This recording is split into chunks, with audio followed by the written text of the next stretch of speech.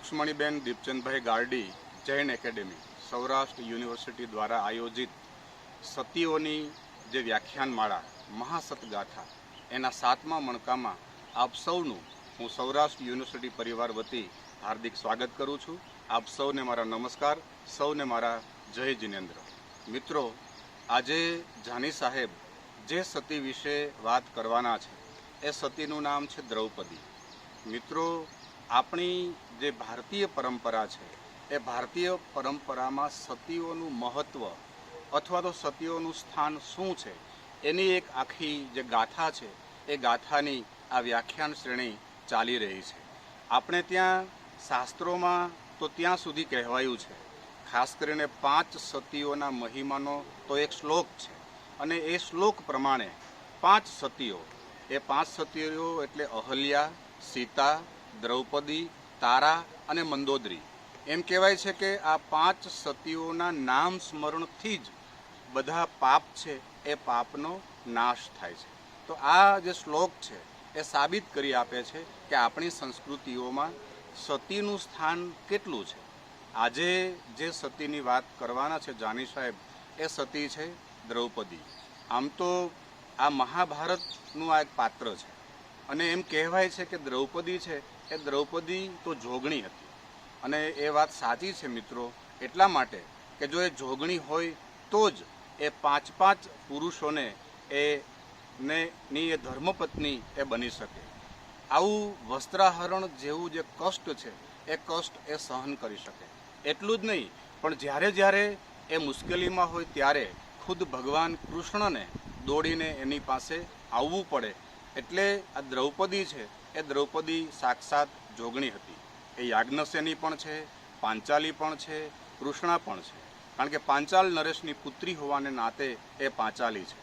वर्ण एनो श्याम होवाथी ए कृष्णा तरीके पण ओळखाय छे अने यज्ञमांथी एमनी उत्पत्ति थई होवाथी ए याज्ञसेनी तरीके पण ओळखाय छे। एम कहेवाय छे मित्रों के द्रौपदी एमना आगला जन्ममां एमणे भगवान शिवनी खूब आराधना करेली अने त्यारे भगवान शिव छे ए प्रसन्न थईने एने वरदान मागवानुं कहे छे।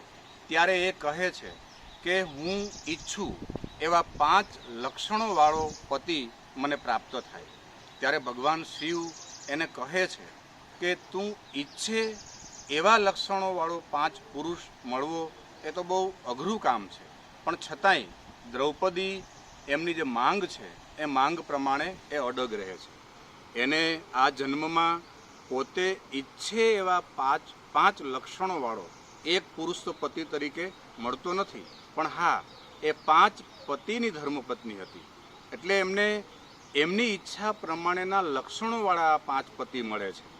धर्मराज युधिष्ठिर, बाहुबली भीम, पराक्रमी अने हिम्मतबाज योधो अर्जुन अने अत्यंत स्वरूपवान एवा नकुल अने सहदेव एवा 5 पतिओ ए 5 पतिओ द्वारा एणे ઈચ્છ્યું ए प्रमाणेना लक्षणोवाळा पति एमने मळे छे। तो आवी एक द्रौपदी एमनुं जे सतीत्व छे ए पण भारतीय संस्कृतिमां आपणी धर्म अने अध्यात्मनी परंपरामां चरमसीमाए छे। तो मित्रों, आवी एक सती विषे आज जानी साहेब खूब मांडीने वात करवाना छे।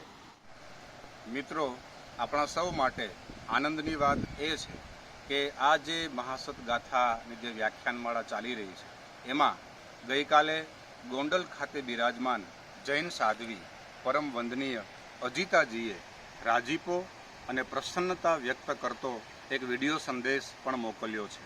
तो आजे मारा आ स्वागत व्याख्यान बाद परम वंदनीय साध्वी अजिताजीनो जे विडियो संदेश छे ए पण आपणे निहाळीशुं।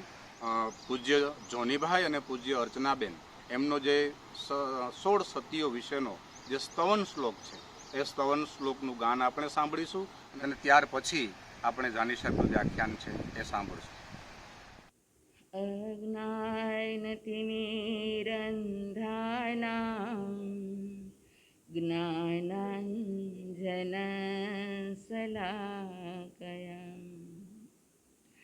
नेत्रम् उन्मिलितं येन तस्मै श्रीगुरुवे नमः।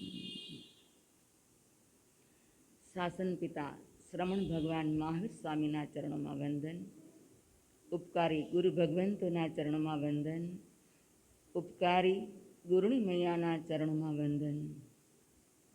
આજ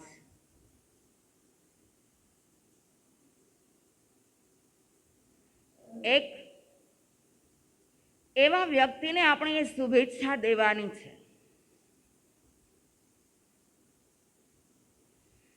જે બળવંતભાઈ જાની, જે આજે સૌરાષ્ટ્ર યુનિવર્સિટીની અંદરમાં જૈન એકેડેમી જેમના નિર્માણ કરતા કહો, જેમના એ પાયાભૂત કહો,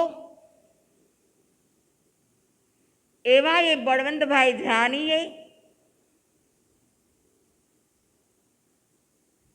જે બ્રાહ્મણ જ્ઞાતિની અંદરમાં એ જન્મને ધારણ કર્યો, પરંતુ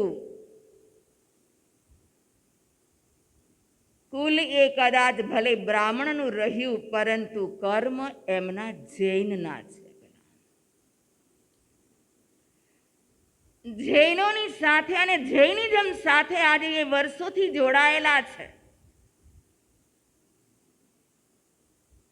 અને જૈનિઝમના સંસ્કારો જેના રગ રગની અંદરમાં આજે આપણે જોઈ રહ્યા છીએ. ને આજે આ પર્વાધિરાજ પર્યુષણ પર્વના માહોલની અંદરમાં જ્યારે 16 દિવસ સુધી આજે પ્રવચન માળા એમનું જે આયોજન કર્યું છે ને એમાં પણ મુખ્ય વિષય 16 મહાસતીનો, 16 મહાસતીનો એક દિવસ જ્યારે એમનું એ ઉદ્ઘાટન કરી રહ્યા છે, એમના ભાવોને જ્યારે એ પ્રજાની સમક્ષ રાખી રહ્યા છે, જનતાની સમક્ષ રાખી રહ્યા છે, ત્યારે લાગે નહીં કે બળવંતભાઈ જાની જૈન નથી. ભલા એવા એ સુંદર રહસ્યોને ખોલી રહ્યા છે, એવી એ સુંદર ભાષાની અંદરમાં આજે પીરસી રહ્યા છે કે આમ જનતા એક સરળ ભાષાની અંદરમાં પણ સમજી શકે એવી એ સુંદર એમની રજૂઆત છે.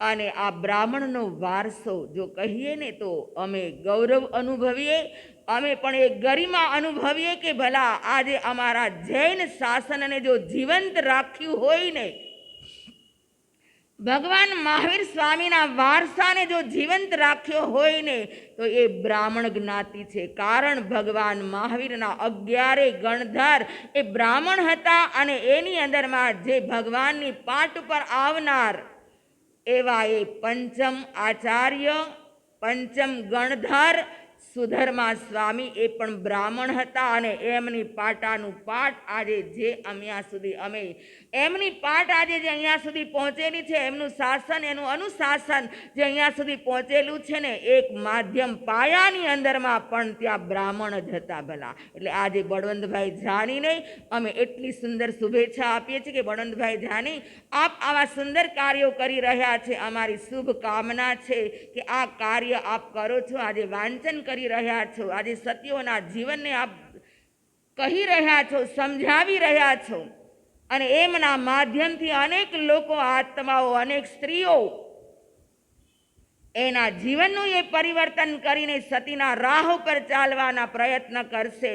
અને આજે આપનું આ કાર્ય સુંદર મજાનું અને સફળ બને, લોક હૃદય સુધી એ કાર્ય, એ ભાષા, એ વાણી તમારી પહોંચે અને એ વાણી ફરી પાછી તમારા હૃદયની અંદરમાં પણ આવે અને તમે પણ આજે અમારા જૈનના એક ગુરુ બનીને, અમારા પણ ગુરુ બનીને બેસો ને, એવી અમે શુભ ભાવના વ્યક્ત કરીએ છીએ. બોલે જય જિનેન્દ્ર. ब्राह्मी चन्दन मालिका भगवती राजीमती द्रौपदी कौशल्या च मृगावती च सुलसा सीता सुभद्रा शिवा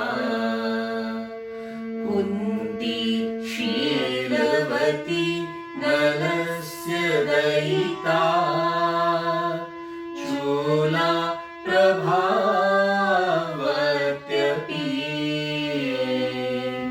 पद्मावत्यपि सुन्दरी प्रतिदिनम् कुर्वन्तु वो मङ्गलम् कुर्वन्तु वो मङ्गलम् कुर्वन्तु वो मङ्गलम् નમસ્કાર. જય જિનેન્દ્ર. 16 સતીઓની મહાસતગાથા, મહાયશગાથા એ શ્રેણીમાં જૈન ધર્મ સાથે જેનું તીવ્ર જોડાણ રહેલું છે અને જૈન ધર્મના લગભગ આરાધકો, ઉપાસકો જે સતીઓને નિત્ય વંદના કરે છે એવી સતીઓના ચરિત્રથી, એની મહાગાથાથી પરિચિત થવાનો આ પર્વ જૈન એકેડેમીની આ કામગીરી ખરા અર્થમાં જૈન સમુદાયની, જૈન શ્રાવક શ્રાવિકાઓની એક મોટી સેવા છે. યુનિવર્સિટી વિદ્યાધામ એમાં રહે આ બધી સામગ્રી એકત્રીકરણ કરીને એમાંથી આ સતીઓના ચરિત્ર વિશેની વિગતો મેળવીને એના વિશે ઘણી બધી વિગતોમાંથી ચૂંટે થોડી સમયની સીમામાં બદ્ધ રહીને આપણે સત્સંગ કરીએ છીએ. આજે છઠ અને આઠમ જેમણે સતત કર્યા છે અને એ વ્રતની ધારિણી તરીકે જેનું મોટું નામ છે એવી સતી દ્રૌપદીના ચરિત્ર વિશે થોડો પરિચય કરવાનો છે. આમ તો દ્રૌપદીનું ચરિત્ર ખૂબ પ્રખ્યાત છે, પણ આપણે જૈન સંદર્ભમાં કથામાં આવેલા પલટાઓ, ચરિત્રની ક્રિયા પ્રતિક્રિયામાંથી પ્રગટતા જીવન મૂલ્યો એના તરફ દ્રષ્ટિપાત બહુ ઓછો થયો છે. વસુદેવ હિન્દીમાં તો આખી નેમિનાથ ને આખી કૃષ્ણ આખી કથાઓની કથાઓ છે, પણ એમાંના અંશોથી પરિચિત છે.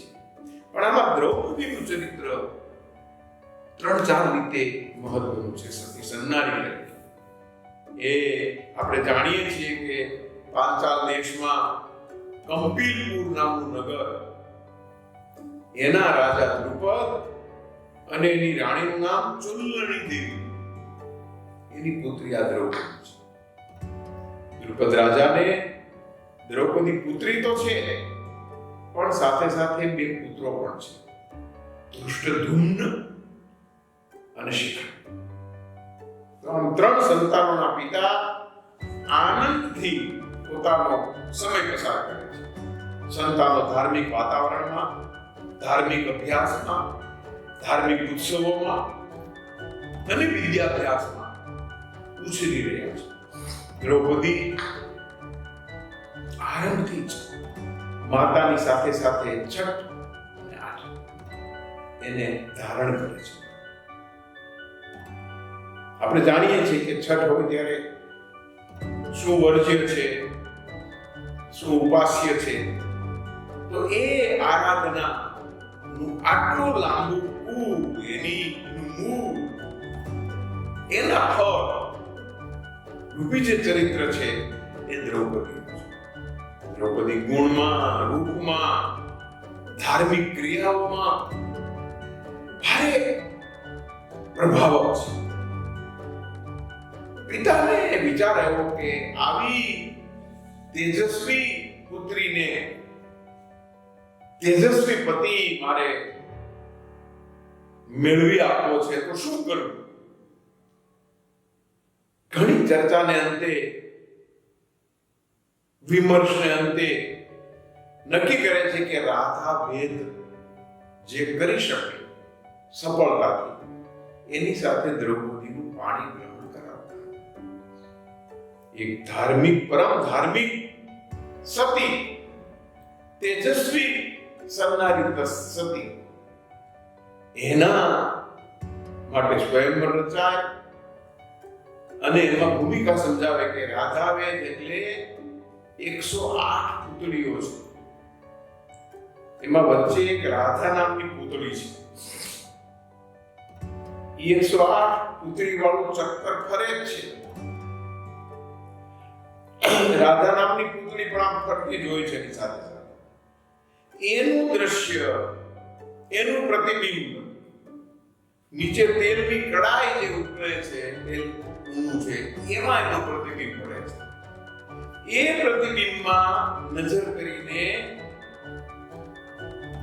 એ રાધા નામની પુતળીની ડાબી આંખ વીંધવાની. આ રાધા ખૂબ વર્ણન આલેખન કરેલું છે. પણ આવી ધર્મનિષ્ઠા દ્રૌપદીની માટે સ્વયંવર રચાય છે. એમાં દેશ વિદેશ બધા રાજાઓ આવે છે, ખૂબ લોકો આવે છે, પણ કોઈ સફળ થતું, કોઈ ઉત્તીર્ણ થતું નથી આ પરીક્ષામાં. એટલે બહુ દુઃખી થઈ ગયા છે દ્રુપદ રાજા. તો હવે શું થશે? એક પછી એક કુંવરો, રાજકુમારો પરીક્ષા આપે છે, રાધાવેદ માટે તત્પર છે, તૈયાર થાય છે, પણ સફળ થતા. એમાં અર્જુનનો ક્રમ આવે છે. અર્જુન ઉભો થાય છે, પાંડુ પુત્ર છે, મહાન બાણાવળી છે, એણે શિક્ષા લીધેલી છે ગુરુ દ્રોણાચાર્ય પાસે. એનો પરમ પ્રિય એવો શિષ્ય છે, મહાન બાણાવળી છે. એને ઘમંડ નથી, એને શ્રદ્ધા છે. બીજા બધાને તો ઘમંડ નથી, અરે હમણાં વિધિ નાખી, એમાં શું પાડવા. પણ દ્રૌપદી પ્રાર્થના કરતી, નમસ્કાર મહામંત્રના જાપ કરતી બેઠી છે. શું થશે, કોણ આવશે? એમાં અર્જુન ઉભો થાય છે. એની ઊભી થવાની, ઊભા થવાની રીત, ચાલવાની રીત, ધનુષ્યને પ્રણામ કરવાની રીત, ધનુષ્યને ઉપાડવાનું, લક્ષ્ય તરફ નજર કરવાનું, આ બધું જોઈને દ્રૌપદી પ્રસન્ન થઈ જાય છે, મુદિતા, એકદમ આનંદથી ઉલ્લાસિત થઈ જાય છે અને નમસ્કાર મહામંત્રના જાપ કરે છે. એના વિજયમાં એક અર્થઘટન એવું પણ છે કે દ્રૌપદી પ્રાર્થનાએ એ ઉત્તીર્ણ થઈ છે. પોતાની વિદ્યા હતી, તમારી પાસે વિદ્યા છે, પણ એમાં કોઈકની પ્રાર્થના પડે છે, કોઈકનો પ્રેમ પડે છે, તો તમારી વિદ્યા સાર્થક થાય છે. દ્રૌપદી આવા ભાવથી છઠ અને આઠમની વ્રતધારિણી તો છે, પણ નમસ્કાર મહામંત્રના જાપ પણ સતત કરે છે. અને અર્જુન લક્ષ્ય વેદથી રાધા વેદમાં સફળ થાય છે. રાધાની પુતળીની ડાબી આંખ એ વીંધી નાખે છે, જય જયકાર થાય છે. માળા લઈને દ્રૌપદી પધારે છે મંડપમાં, અને વિજયમાળા એની સાથે લગ્ન ગ્રંથિથી જોડાવાની છે. એનો આનંદ ઉલ્લાસ ના પ્રતીક રૂપે માલ્યારોપણ માટે દ્રૌપદી આગળ આવે છે. અરહંતનું નામ સ્મરણ છે, નમસ્કાર મહામંત્રના જાપ મનમાં ચાલે છે, અને ધીમે પગલે ધારિત્રીઓથી રક્ષાયેલી, દાસીઓથી વીંટળાયેલી, હાથમાં માળા ધારણ કરેલી દ્રૌપદી અર્જુનની સમક્ષ ઊભી રહી જાય છે અને અર્જુનના ગળામાં એ માળા રોપે છે. પણ ત્યાં ઈ માળા ચારેય ભાઈઓ હતા એના ગળામાં વિચાર દ્રુપદને પણ આઘાત લાગ્યો. આ શું? મારી દીકરી અર્જુનને પસંદ કર્યો છે અને બીજા 4 યુવકોના ગળામાં પણ આ માળા. આ તો આશ્ચર્યજનક બાબત કહેવાય. આનું અર્થઘટન શું કરવું? મૂંઝાય છે. કોને પૂછવું? શું કરવું? વિચાર કરે છે. ત્યાં પધારે છે શ્રવણ મહામુનિ. એને બાંધે છે, નમસ્કાર કરે છે અને પછી પ્રશ્ન કરે છે, મહારાજ, લક્ષ્ય વેદ, રાધા વેદ અર્જુને પૂરો કર્યો. અર્જુનને મારી પુત્રીએ વરમાળા પહેરાવી, અને વરમાળા બીજા 4 ભાઈઓને પણ આપવા. હવે આનો અર્થ શું સમજવું? અર્જુન ઉપરાંત આ 4 પણ એના પતિ ગણાય. કેમ આવું થયું? મારી દીકરીને આવા કર્મફળ શું છે? પ્રભુ, જેને કારણે આ વસ્તુ આવી ધર્મ ને પળે પળે આચરણમાં ગ્રહણ કરનારી આ પુત્રી આ સ્થિતિમાં મુકાય, હું દુઃખી છું. હે મુનિ મહારાજ, આપ મારા કૌતૂહલનું, મારી જિજ્ઞાસાનું સમાધાન કરીને વંદન કરે છે.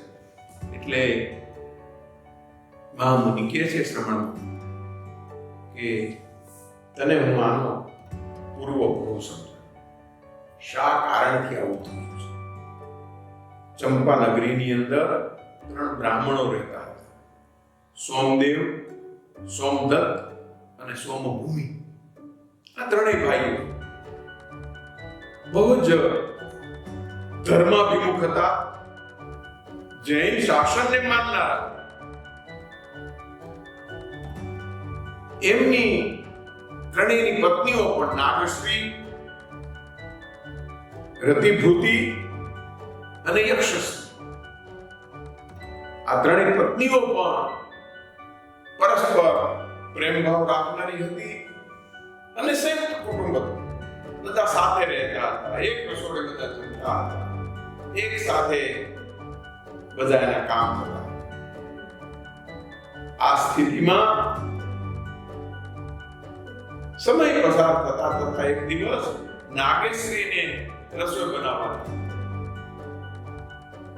બનાવી સરસ તુંબડીનું શાક બનાવ્યું સરસ.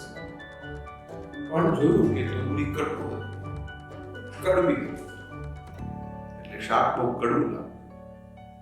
એટલે વિચાર થયો નાગેશ્રીને કે આવું કાંઈ કડવું શાક ખવડાવાય. એટલે એક જગ્યાએ વાસણમાં ભરી મૂકી દીધું, બીજું શાક બનાવ્યું. ત્યાં એક ધર્મરુચિ નામના જૈન મુનિ ગોચરી અર્થે નીકળ્યા. એટલે નાગશ્રીએ જે કડવું શાક પડ્યું હતું ક્યાં નાખશું એ પ્રશ્ન હતો. એ વોરા ધર્મરુચિ તો આવ્યા. ધર્મઘોષ સૂરીએ જોયું, સુગંધથી ખ્યાલ આવ્યો, જોતા જ ખ્યાલ આવ્યો કે આ શાક કટુ છે અને પ્રાણઘાતક છે, માટે ખવાય નહીં. નિર્ધન, જ્યાં કોઈ જીવાત ન હોય, એવી અનુકૂળા ભૂમિ હોય ત્યાં આને નાખી આવો એમ કરીને બધા વાપરે છે, બેસે છે. પછી ધર્મરુચિ જાય છે શાકનો નિકાલ કરવા માટે. નિર્ગુણ એવી ભૂમિ હોય ત્યાં. પણ ત્યાં આવી ભૂમિમાં પણ એક થોડું છાંટો નાખ્યો. ત્યાં તો હજારો કીડીઓ ઉમટી પડી અને બધી કીડીઓ દબાઈ. એટલે ધર્મરુચિને મનમાં થયું, ઓહો, જો આવું થાય તો તો ગમે ત્યાં હું શાક નાખીશ ને કેટલા જીવાત્માઓનો નાશ થશે, એના કરતા હું જ ખાઈ મારું જે થવું એમ કહીને બધું શાક નાખી જાય છે. એ જાણતા હતા પ્રાણઘાતક છે. તરત સંથારો ધારણ કરે છે, નમસ્કાર મહામંત્રના જાપ કરે છે, અને તત્ક્ષણે એ સંથારમાં થોડો સમય થાય છે, તે છૂટી જાય છે. ઘણો બધો સમય થયો, ધર્મરૂપ પધાર્યા નહીં, પાછા આવ્યા નહીં. એટલે ધર્મગુરુ સુઈ જાય છે, બીજા મુનિઓની સાથે જોવે છે તો જોયા છે કાળતન પામી ગયા છે. જે શાક ખાવાનું નહોતું એ ખાતું. અને વહોરાવનાર નાગશ્રી એને બહુ બધા બહુ દુઃખી થઈ ગયા. ગામમાં બધાને ખબર પડી ગઈ, પતિને સોમદત્તને આ બધાને પણ ખબર પડી ગઈ કે અમારી પત્ની આવું કર્યું. એના તરફ બધા ફિટકાર વરસાવવા નાગશ્રી તરફ. નાગશ્રી પણ બહુ દુઃખી થઈ ગઈ. મેં આ શું, મને આવો ક્યાંથી વિચાર, પણ પછી એનો ત્યાગ કરી ઘરના આય તાય રખડે, કાંઈ મળે શું પ્રાપ્ત ન થાય. આવી સ્થિતિમાં ભટકતી ભટકતી એ છઠ્ઠે નરકે ગઈ. ત્યાંથી મત્સ્ય અને બીજા અવતાર અને નરકમાં જતા જતા જતા અંતે ચંપાનગરીમાં સાગરદત્ત શેઠને ત્યાં સુભદ્રાની કુંખે સુકુમારિકા નામે એનો જન્મ થયો.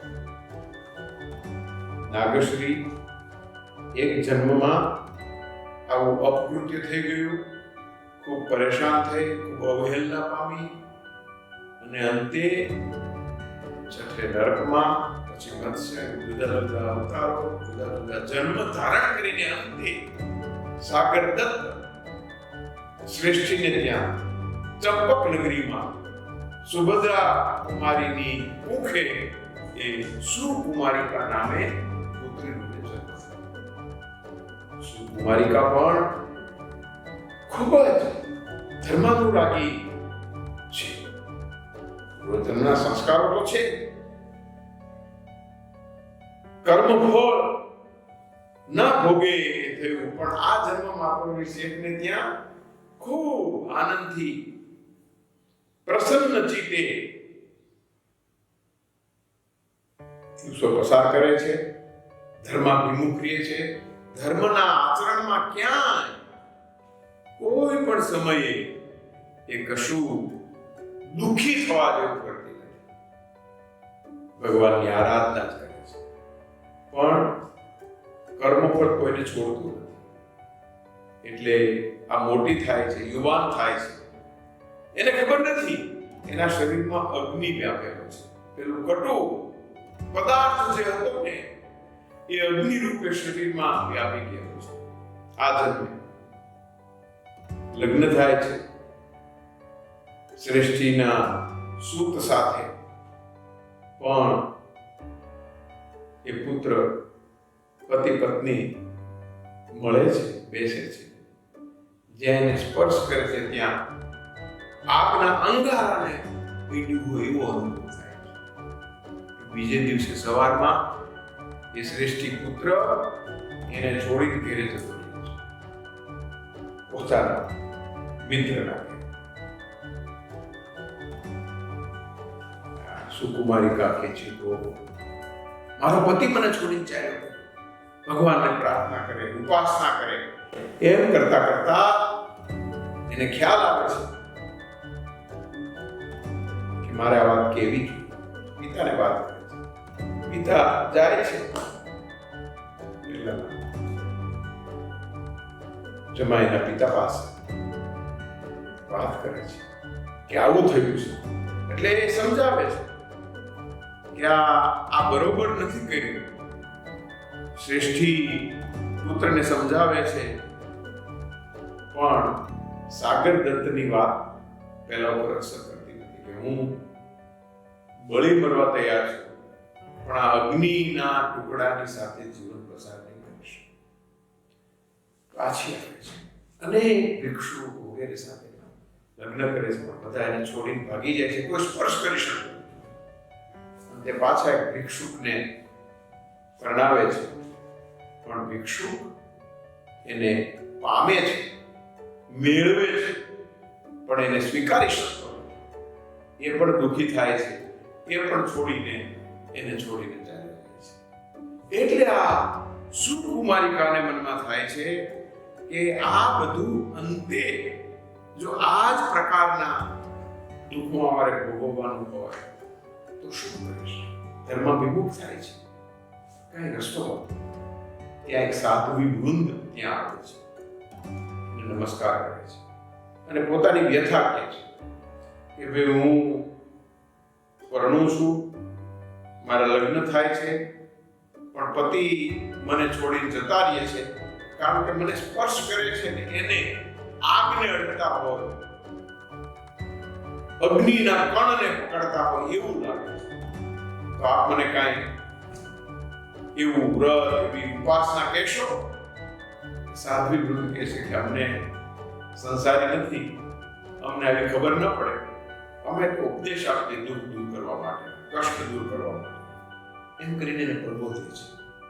આ સાધ્વી વૃંદના પ્રબોધનથી આને સમજાય છે કે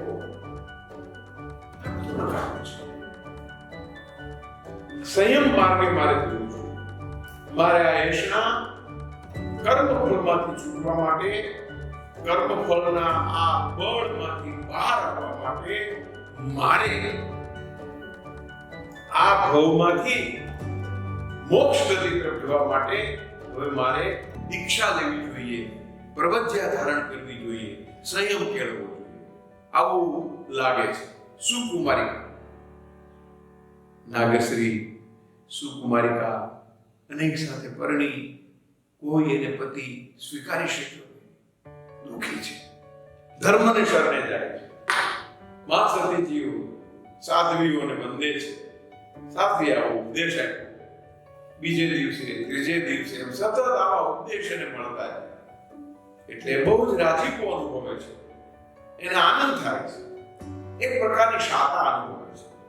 જો પતિ પ્રાપ્ત થઈ શક્યો નથી, થયેલો છે એ જાળવી શક્યો નથી, આ સ્થિતિ છે. એટલે કુંતી કરતા જુદી છે. અહીંયા નાગશ્રી પૂર્વ જન્મમાંથી આ જન્મમાંથી આ બધા કષ્ટ ભોગવતી આખરે એ સુકુમારિકા ધીરે ધીરે ધર્મને શરણે જવાથી, ધર્માભિમુખ રહેવાથી અંતે સંયમ તરફ વળી છે. દીક્ષા ગ્રહણ કરવાનો વિચાર થાય છે, પણ સતત આરાધના, સતત આ વિચાર પેલી ક્ષણભંગુરતામાંથી, પેલી અપ્રાપ્તિમાંથી બહાર આવી ગઈ છે અને નક્કી કરે છે કે મારે દીક્ષા આપવી પડે. એટલે ગુરુની મૈયા સાધ્વી આને દીક્ષા માટે તૈયાર કરે છે. તૈયાર થઈ છે એટલે દીક્ષા આપવા માટે ગુરુની મૈયાને વિનંતી કરે છે અને ગુરુની મૈયા એને દીક્ષા આપે છે, પ્રવજ્યા ધારણ કરે છે અને એ દીક્ષા અંગીકાર કરીને સાધ્વી વૃંદ સાથે જોડાય. આ રીતે દીક્ષા અંગીકાર કર્યા પછી સ્વાભાવિક છે સાધ્વી વૃંદ સાથે એને વિહાર કરવાનો અને બિલકુલ ધર્માશ્રિતા બનીને, ધર્મમય બનીને એમનો સાધ્વી કાળ ચાલે છે. સમય જતા એને વિચાર આવ્યો કે હું ઉદ્યાનમાં ખુલ્લામાં સૂર્ય સાધના કરીને વ્રત ધારણ કરું. છઠ આઠમના 2 દિવસ અને આગળ પાછળના 2 દિવસ એમ કરીને 8 દિવસ. ગુરુની મૈયા ના પાડે છે કે સાધ્વી ભગવંતોએ એની સીમા રેખામાં ગુરુની ભગીનીઓ સાથે સાધ્વીઓ વૃંદ સાથે જ રહેવાનું હોય, એકલા ઉપાસના કરવા ક્યાંય જવાનું ન હોય. પણ આને બહુ ઈચ્છા છે એટલે એ જાય છે અને ત્યાં ઉપાસના કરે છે બાગમાં, બગીચા, સંભુતિ ઉદ્યાન. 1 દિવસ, 2 દિવસ, 3 દિવસ, 4 દિવસ, 5, 6, 7 દિવસે વ્રતનું ઉત્થાપન, પૂજનનું ઉત્થાપન કરીને જ્યાં નાક ખોલે છે તો એની નજર એક સ્ત્રી સામે ગઈ. એ સ્ત્રી દેવદત્તા નામની ગણિકા ગામ. એ ગણિકા ઉદ્યાનમાં બેઠી છે, કોઈ પુરુષના ખોળામાં બેઠી છે. બીજો કોઈ પુરુષ એની પાછળ છત્ર ધરીને ઊભો છે. ત્રીજો પુરુષ એની માથામાં વેણી નાખી રહ્યો છે. ચોથો પુરુષ એના શરણ ચાપી રહ્યો છે. પાંચમો પુરુષ એની સેવામાં રત છે. અને પાંચેય પુરુષોને આ ગણિકા પોતાના અંગભંગીથી ઉત્તેજિત કરે છે, આનંદ આપે છે. આ બધું જોયું, આ દ્રશ્યની સામે આવ્યું. ગણિકા, દેવદત્તા અને 5 પુરુષો, એમાં અનુરગ. એટલે યાદ આવ્યું, ઓહો, મને એક પુરુષ પણ મળ્યો. હું કેવી દુર્ભાગી અને આ કેવી સદભાગી. એને 5 પુરુષનો યોગ પ્રાપ્ત થયો, મને અવયોગ પ્રાપ્ત થયો. વ્રતના ઉત્થાપનમાં આવી મનોભૂમિકાથી એના મનમાં આ ભાવ હતો. એ કારણે આ જન્મમાં એને આ 5 પતિ પ્રાપ્ત થયા છે. એવું કહ્યું. શંકાનું સમારાધન થયું. દ્રુપદે અર્જુન સંગે દ્રૌપદીને વિદાય કરી છે. 4 ભાઈઓ બધા નીકળી ગયા છે. શ્રવણ મુનિએ કહેલી આ કથા, પૂર્વ ભવનું વૃતાંત, એને બહુ આઘાત પાડવું પણ લાગ્યું કે આ દર્શન, આ જોયું, અને પછી એની કથા તો આગળ ચાલે છે કે આવીને પછી શરીરનું બહુ ધ્યાન રાખે, મુખની માવજત કરે.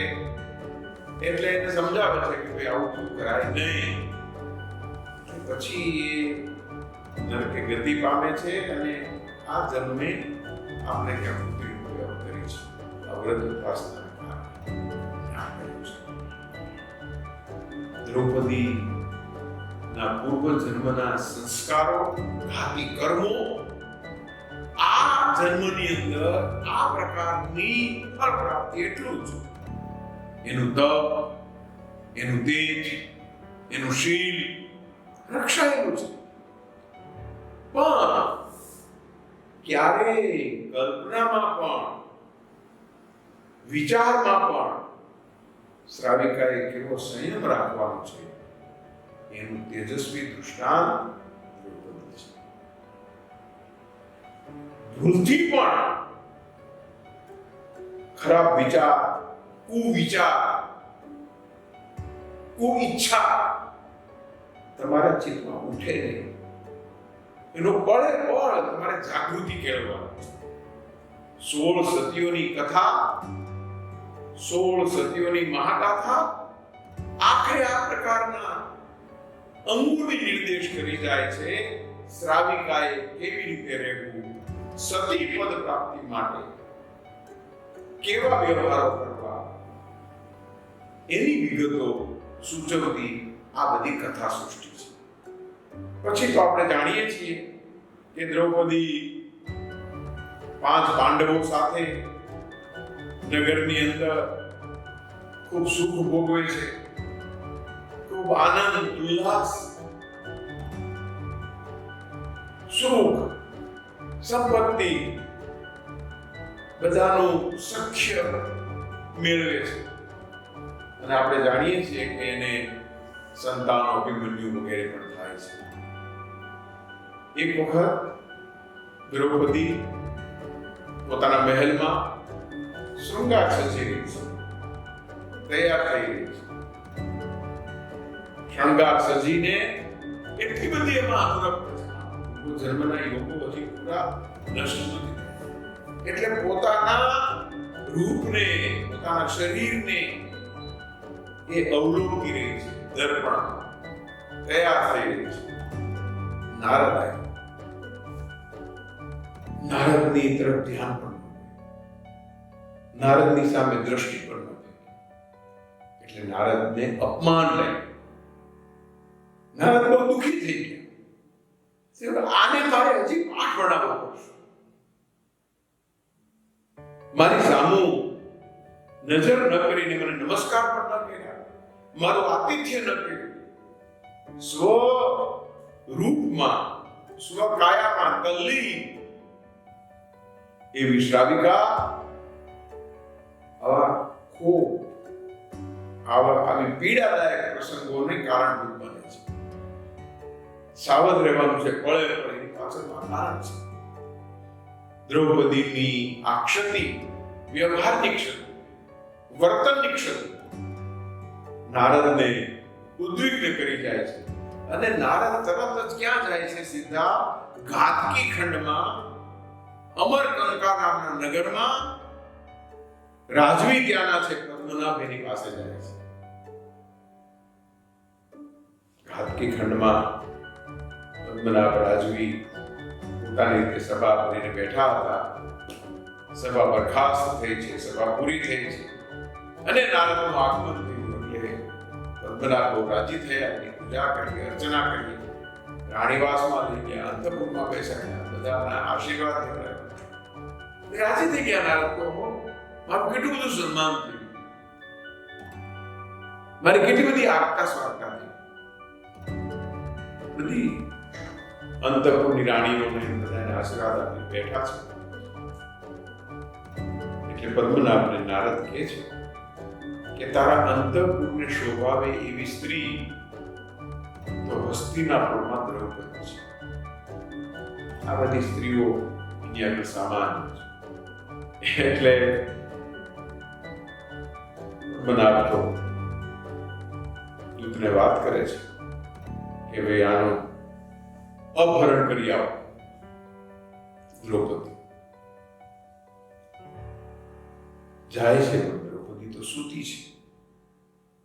આખા પલંગ સાથે દ્રૌપદીને ઘાતકી ખંડમાં અમરકંકા શહેરની પદ્મનાભની રાજગૃહની અંદર, રાજમહેલની અંદર, અંતઃપુરમાં સ્થાપિત કરી દે છે.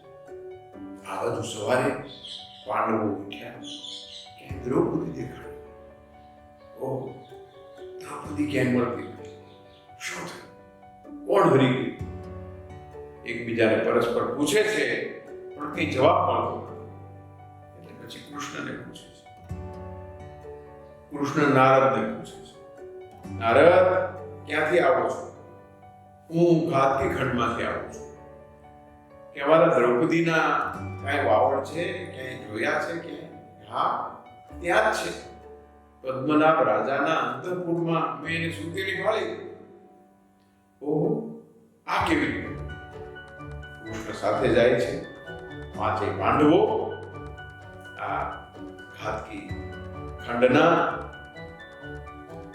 રાજનગરની અંદર, અમરકંકાની અંદર પદ્મનાભને હરાવવા માટે, યુદ્ધ કરવા માટે, વિજયી થવા માટે નીકળી પડે છે. ત્યાં પહોંચે છે, સમુદ્ર આવ્યો છે. કૃષ્ણ એના બળે માર્ગ કરી આપે છે. પદ્મનાભને એમ હતું અહીંયા કોણ આવશે? આટલે દૂર છું, હું આ ખંડમાં છું. આવી પડે છે.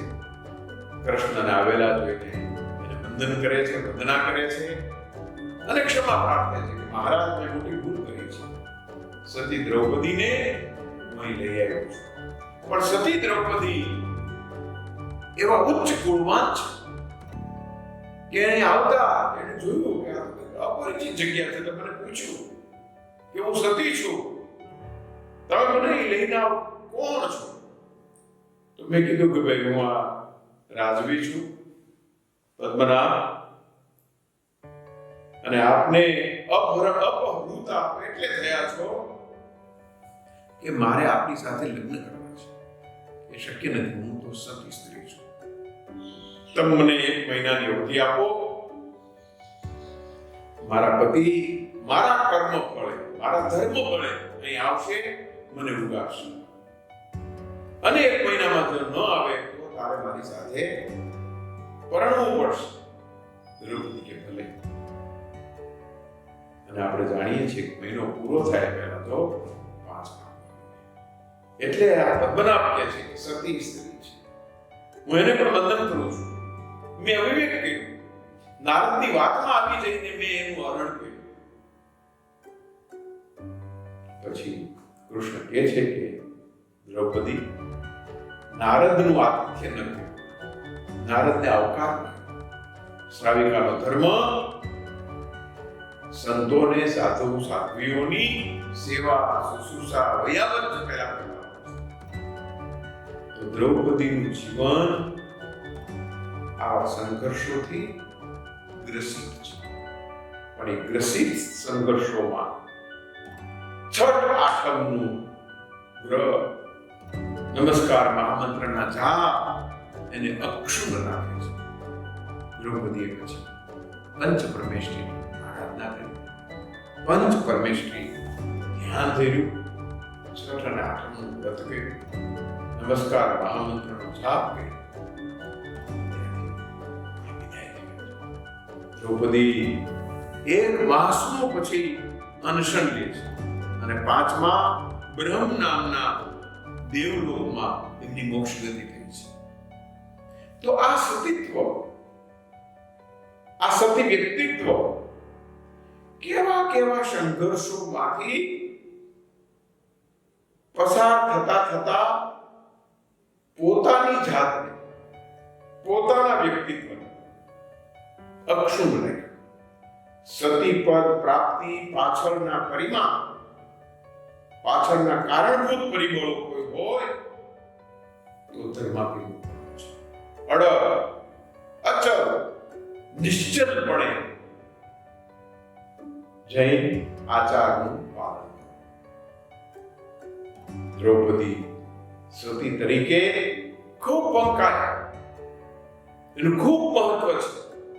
પણ ક્યાં દ્રૌપદીના જીવનની પૂર્વજન્મના બધા પરિમાણો કહ્યા, પણ આ જન્મની અંદર એ સતી પદને પામી શકી કે ક્યાંય સંઘર્ષમાં, કોઈ પરીક્ષામાં, કોઈ સમસ્યા પ્રશ્નોમાં એ ગુણી, એનું સત્વ, એનું તત્વ, એનું તેજ અવલંબિત હોય તો ધર્માભિમુખપણા તરફ છે. છઠ આઠમનું વ્રત, પંચ પરમેશ્વરીની આરાધના, એટલું જ નહીં, નિત્ય નમસ્કાર મહામંત્રનો જાપ, નવપદની આરાધના, શ્રાવિકાએ જાળવવાના ગુણો છે. સંઘર્ષ સામે લડવા માટે તમને બળ આપે છે અને સતી પદે સ્થાપિત કરે છે.